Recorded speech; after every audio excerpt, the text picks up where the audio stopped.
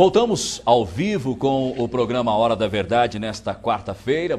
E no início a gente disse que ia aproveitar a presença aqui do Dr. Humberto Adame, porque ele é um dos maiores defensores no país da cota para os negros nas universidades. E eu já dizia no início do programa que a gente ia falar um pouquinho também sobre isso. Nós temos poucos minutos de programa, mas dá tempo de o senhor dar uma opinião, como é que está a questão? Está sendo debatido agora a manutenção. Olha, hoje tem 54 universidades com ação afirmativa para negros implantadas no país. Uns pelo sistema de cotas, outros pelo sistema de pontuação, como é o caso da Unicamp. Tem um sistema de pontuação. Mas o mais importante é que essas medidas de inclusão racial, elas estão tomando corpo e começam a partir das cotas, da implementação da lei de cotas, através da Universidade do Estado do Rio de Janeiro, e que causou essa polêmica toda e a discussão dos números da exclusão racial no Brasil. O Brasil apresenta números de exclusão racial que, na minha opinião, são mais incisivos, são mais fortes do que o apartheid da África do Sul e do que o regime de segregação norte-americano, porque a população brasileira ela é constituída de 54% de afrodescendentes. Então, quando você pega um balanço social da Shell, e que era usado só para tornar o meio ambiente mais bonito naquela empresa. E aí você vê duas perguntas lá. Quantos negros trabalham na empresa? Quantos negros em cargo de chefia trabalham na empresa? E você vê um 0% de negros trabalhando em chefia, em 1.700 funcionários, 34 indivíduos negros, e 0% de negros em cargo de chefia, eu acho isso um número escandaloso. Ou a própria Petrobras, que tem, entre todos os seus trabalhadores, 4% de afrodescendentes. Mas se você pegasse as 500 maiores empresas do país, você ia ter números possíveis e provavelmente iguais, porque a sociedade brasileira conseguiu produzir um país onde há exclusão daqueles que descendem dos africanos. São números percentuais muito pequenos. Então, a cota, além de incluir isso, com todos os seus problemas, ela está partindo para uma atitude concreta de inclusão. Agora, isso é muito pequeno. O mais importante é você debater toda essa exclusão, não só na universidade, na questão do emprego, na questão da saúde e a pós-graduação das universidades. E tudo isso deve ser debatido e você ter uma solução definitiva para que o Brasil seja representado por todos aqueles segmentos da sua população, e não apenas alguns. Há setores onde você parece que está na Dinamarca. Não é um debate, mas você concorda com ele? Você defende também esse processo de cotas nas universidades ou não? Eu defendo, quem é meu aluno já conhece, meu marido é negro.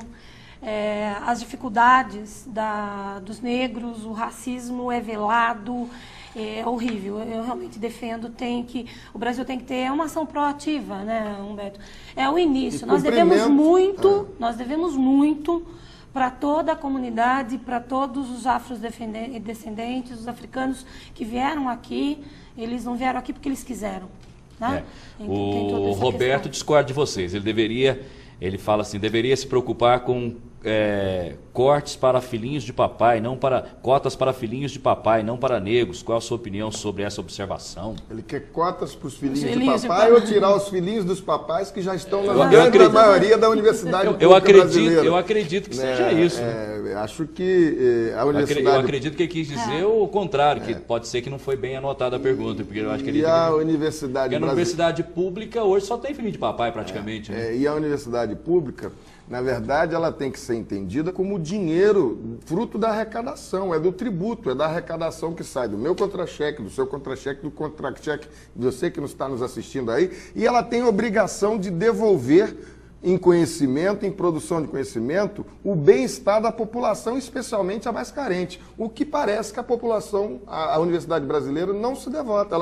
Ela consegue produzir aviões de primeira linha, helicópteros de primeira linha, projetos fantásticos de perfuração em alto mar e não consegue resolver problemas de esgoto e saneamento em todas as casas do país.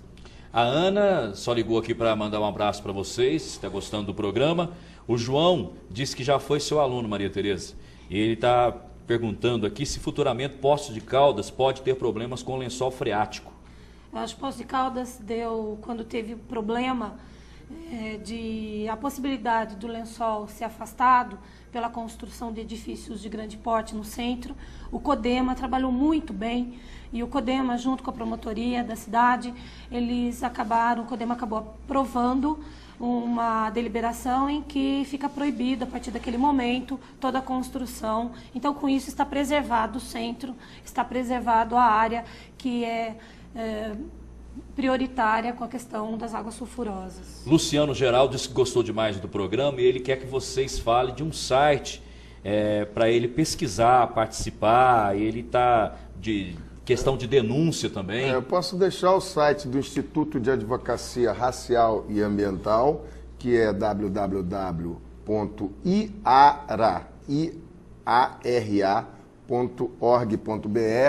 que é Instituto de Advocacia Racial e Ambiental. E também o da Associação Brasileira de Advogados Ambientalistas, que é www.abaa.org.br.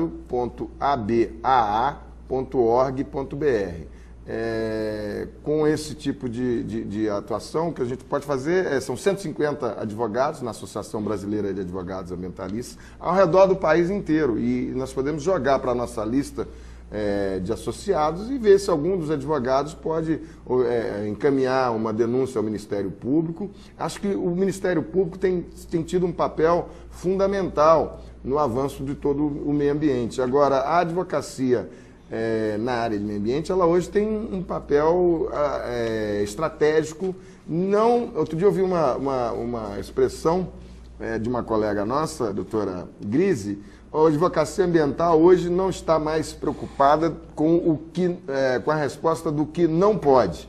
A advocacia ambiental ela hoje está preocupada em como pode. Então, você não barrar a produção industrial, não barrar o desenvolvimento das empresas e, ao mesmo tempo, contribuir para um meio ambiente mais sadio, uma qualidade de vida mais adequada e também com a distribuição dos bens e recursos nacionais, é onde você tem um foco importante para a advocacia ambiental, que, aliás, aqueles estudantes de direito que estiverem nos ouvindo devem ter especial atenção para ver como um nicho de mercado, um lugar onde eles poderão exercer a sua profissão futuramente. Ok. Estamos já praticamente chegando no final do programa. Dá tempo de dar o último recado sobre o Congresso. Para quem está assistindo hoje ao vivo na quarta-feira, né? Para quem está assistindo no domingo, o Congresso terminou na sexta, infelizmente. Bom, quem está assistindo, é imperdível os temas de amanhã, né? Nós vamos começar com os temas de quinta-feira, certificação ambiental, Dr. Sérgio Pedini, excelente, aquecimento global, as questões étnicas, e aí vem o índio Marco Terena, e aí nós vamos perguntar o que está acontecendo com os índios estão agressivos, né? Eles estão reclamando que é deles. Agora, o Marcos Terena, é bom que todo mundo que esteja lá amanhã, eu saí da universidade em 81, lá na Universidade de Brasília, e lá o Marcos Terena foi falar, eu era estudante. Então você vê que ele ainda está falando aí e não envelhece o homem, né? Acho que é natureza.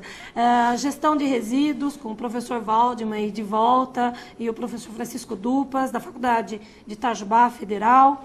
E a questão das florestas, com o nosso aluno, João Guimarães, aluno do MBA. O Waldman, inclusive, tem um livro sobre história da África e cultura afro-brasileira, que é da Lei 10.639, que o mês passado foi alterada para a Lei 11.645, e ela inclui agora a cultura indígena também, que deverá ser ministrada no primeiro e segundo grau na escola pública e privada. E que nós, do IARA, juntamente com entidades do Movimento Negro, fizemos uma denúncia em todo o Ministério Público Federal e Estadual do país, e deve ter, procure no seu município, se não tiver, um inquérito civil público em cada um dos 5.463 municípios do país, apurando, com intimação especialmente das diretoras de escolas públicas e privadas do ensino médio fundamental, para saber por que não está sendo aplicada a Lei 10.639, agora Lei 11.645, e que, na verdade, é a Lei de Diretrizes Básicas da Educação.